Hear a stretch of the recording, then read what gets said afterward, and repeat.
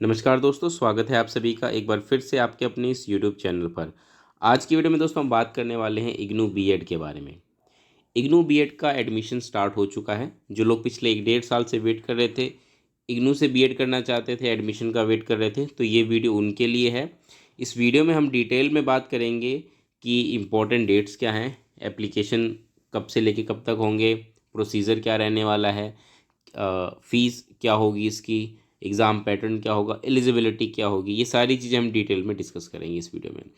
इसके अलावा कुछ और आपके सवाल हो सकते हैं, जैसे कि सब्जेक्ट सिलेक्शन हमें कैसे करना है या इसकी तैयारी कैसे करनी है, क्योंकि आपको पता है इसका एंट्रेंस होता है, तो इसकी तैयारी कैसे करनी है, क्वेश्चन पेपर कैसा आता है, ये सारी चीज़ें हम आगे आने वाली वीडियो में डिस्कस कर लेंगे।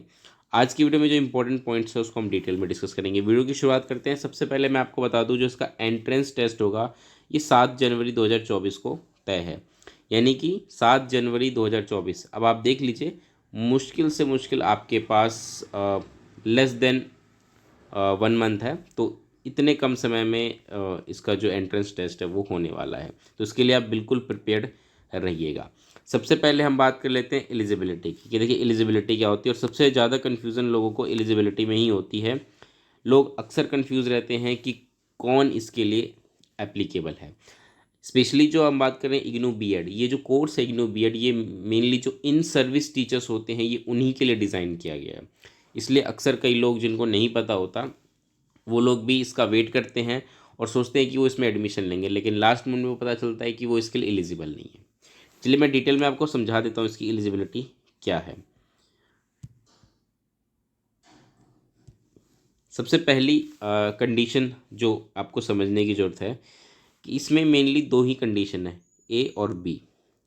ए का मतलब ये है कि आप कम से कम एटलीस्ट 50% मार्क्स, किसी भी कोई भी बैचलर डिग्री हो उससे कोई फ़र्क नहीं पड़ सकता, चाहे बैचलर हो चाहे मास्टर डिग्री हो, आपने कर रखी हो। सब्जेक्ट चाहे साइंस हो या सोशल साइंस हो, कॉमर्स हो, ह्यूमैनिटी हो, कोई सा भी सब्जेक्ट हो, उससे फ़र्क नहीं पड़ता। आपने कम से कम आपने बैचलर या मास्टर डिग्री कोई भी एक कर रखी हो, काम चल सकता है। लेकिन हाँ, अगर आप सीनियर सेकेंडरी यानी कि 12th करके आए हैं तो आप इसके लिए एलिजिबल नहीं है। कम से कम बैचलर या मास्टर डिग्री कुछ भी आपने कर रखी है तो उसके लिए आप एलिजिबल हैं, पहली कंडीशन। इसके अलावा जो लोग बैचलर इन इंजीनियरिंग है या टेक्नोलॉजी या specialization in science mathematics with 55% marks और any other qualification equivalent thereto, they are also eligible. तो फर्स्ट कंडीशन आप समझ गए होंगे। सिंपल शब्दों में मैं कहूँ तो आप ग्रेजुएट होने बहुत ज़रूरी हैं। मिनिमम क्वालिफिकेशन इसका है ग्रेजुएशन। अगर आप मास पोस्ट ग्रेजुएट हैं तब तो कोई प्रॉब्लम ही नहीं है। तो पहली कंडीशन आप समझ गए। अब दूसरी कंडीशन समझिए, ये इसके साथ है। इसमें देखिए यहाँ पे लिखा है एंड, ये और नहीं है। कहीं आप सोचे कि ए और बी में से कोई एक कंडीशन मैं फुलफिल करता हूँ, नहीं, ये एंड है। एंड मतलब आपके पास ये तो होना ही चाहिए, साथ के साथ जो कंडीशन बी है वो भी होना चाहिए। अब ये क्या है, इसको एक बार हम डिटेल में समझ लेते हैं। देखिए इसमें आपसे क्या रखा है कि the following categories are eligible to be students of BEd. अब बी में दो कैटेगरीज डिफाइन कर रखी है, इन दोनों कैटेगरी में से अगर आप आते हैं तो आप इसके लिए एलिजिबल हैं। क्या है कि अगर आप ट्रेंड इन सर्विस टीचर हैं, ठीक है, एलिमेंट्री एजुकेशन में, मतलब आप वर्किंग हैं, आप जॉब कर रहे हैं, ठीक है, तो आप इसके लिए एलिजिबल हैं। इन सर्विस टीचर्स, अब यहाँ पे इन सर्विस टीचर का मतलब अनट्रेंड टीचर से नहीं है, ध्यान रखिएगा, ट्रेंड टीचर से है। तो आप समझ गए होंगे कि ट्रेंड टीचर होने का मतलब ये है कि आपने ऑलरेडी कोई कोर्स कर रखा होगा तभी आप ट्रेंड होंगे, ठीक है। तो आपने ऑलरेडी कोई कोर्स कर रखा है और उसके बाद अगर आप वर्किंग हैं तो आप ट्रेंड इन सर्विस टीचर कहलाएंगे और तब आप उस कंडीशन में एलिजिबल होंगे।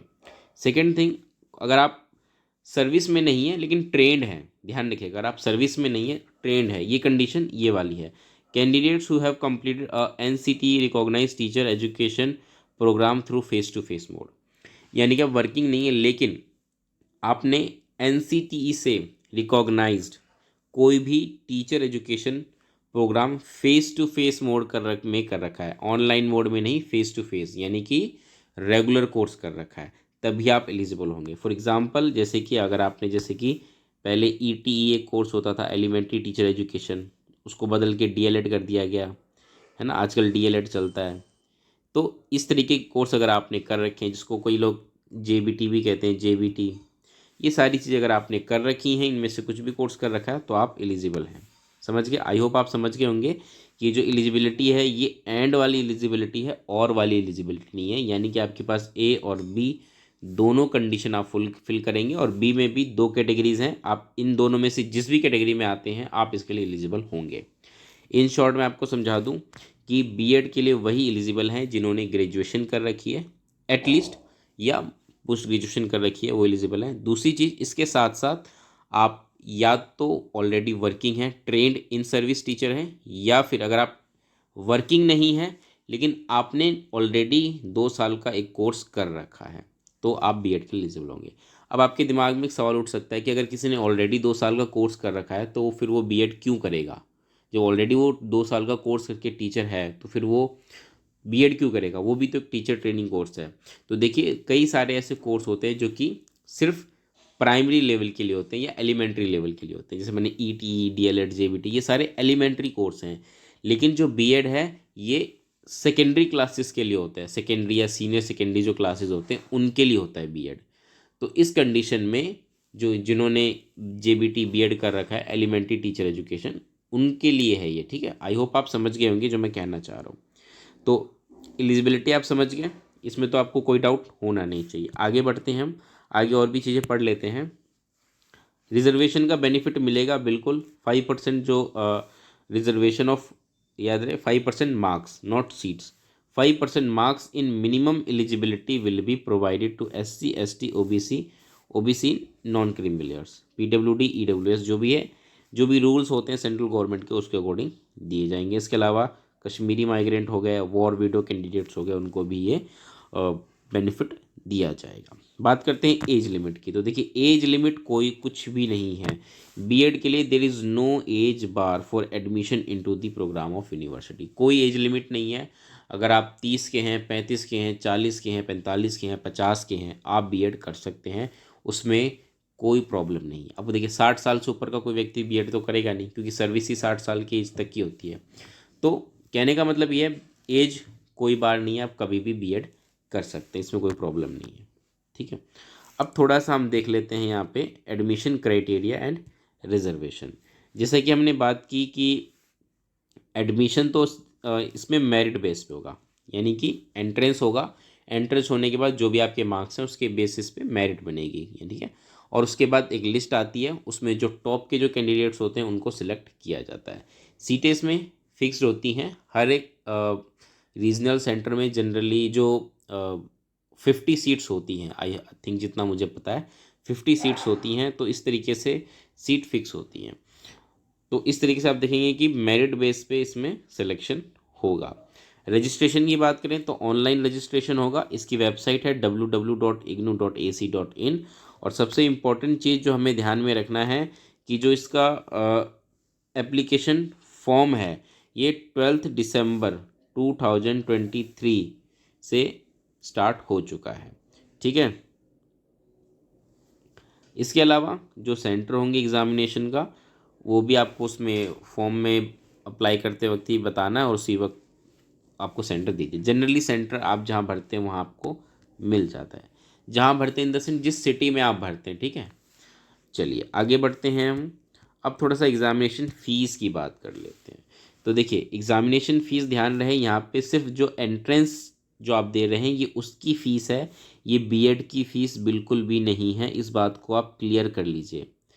आई होप आप समझ गए होंगे, ये सिर्फ एग्ज़ामिनेशन फ़ीस है, एंट्रेंस फ़ीस जो आप एप्लीकेशन करेंगे उसकी फ़ीस है। और उसकी फ़ीस कितनी है? 1000 रुपीज़ है। इसकी जो टोटल फ़ीस होती है बीएड के कोर्स की वो 55,000 होती है 2 साल के। ठीक है, ये आपको ध्यान रखना है। तो 1000 रुपीज़ जो है आपको पे करना पड़ेगा एग्ज़ामिनेशन फ़ीस, जो कि इसमें होगा। इसके अलावा डिटेल जो भी इंफॉर्मेशन है, हालांकि मैं इस पर एक सेपरेट वीडियो बनाऊंगा, डिटेल इन्फॉर्मेशन मैं आपको दूंगा, जैसे कि फ़ी स्ट्रक्चर, कोर्स या स्कीम ऑफ एग्ज़ामिनेशन क्या होने वाला है, ये सारी चीज़ें मैं डिटेल में बता दूंगा। लेकिन फिर भी आप खुद से पढ़ना चाहते हैं तो इनके ऑफिशियल वेबसाइट पे जाइए। वहाँ पे अगर आप जाएंगे इन्फॉर्मेशन बुलेटिन में जाइएगा, वहाँ पे आपको इससे रिलेटेड सारी चीज़ें मिल जाएंगी। कुछ इंपॉर्टेंट डेट्स हैं जो आपको याद रखने हैं। सबसे पहली चीज़ ये कि जो एप्लीकेशन है वो 12 दिसंबर से शुरू हो चुके हैं, और जो लास्ट डेट है एप्लीकेशन की वो आपको ध्यान रखनी है 31 दिसंबर 2023। 2023 है, यानी कि इस साल का जो आखिरी दिन है 31 दिसंबर, तब तक ही आप अप्लाई कर सकते हैं। तो ऐसा ना कि आप सेलिब्रेशन में बिज़ी रहें और यहाँ पे फॉर्म निकल जाए, ऐसा नहीं करना। सेलिब्रेशन जब हो जाए तो तैयारी भी करनी है, क्योंकि 7 जनवरी को ही एग्ज़ाम है, ज़्यादा समय नहीं है आपके पास, इस चीज़ का आपको ध्यान रखना है। एग्ज़ाम आपका 2 घंटे का होगा, ठीक है, तो कोई दिक्कत वाली बात नहीं, आराम से इसका पेपर हो जाता है। पेपर बहुत ही इसका ईजी आता है। चलिए, तो आई होप आप समझ गए होंगे। इसमें मेन मेन जो डिटेल्स थी वो मैंने आपको बता दी हैं, लेकिन इसके बावजूद आप चाहते हैं कि भाई मैं आपको डिटेल में बताऊं कि इस बीएड कोर्स जो होता है उसकी तैयारी कैसे करनी है, उसका एग्ज़ाम पैटर्न क्या रहने वाला है, क्वेश्चन पेपर कैसा आता है, ठीक है, या जो बीएड पूरा कोर्स है उसका स्ट्रक्चर क्या होता है, वो सारी चीज़ें मैं डिटेल में नेक्स्ट वीडियो में डिस्कस कर लूँगा। फिलहाल आज की वीडियो में इतना ही रखते हैं। वीडियो कैसी लगी ज़रूर बताइएगा, अच्छी लगी तो लाइक करना मत भूलिएगा, और हाँ, उन सभी लोगों को शेयर कर दीजिए जो आपको लगता है कि उनको इस वीडियो की नीड है। मिलेंगे दोस्तों अगली वीडियो में। इस वीडियो में इतना ही। नमस्कार।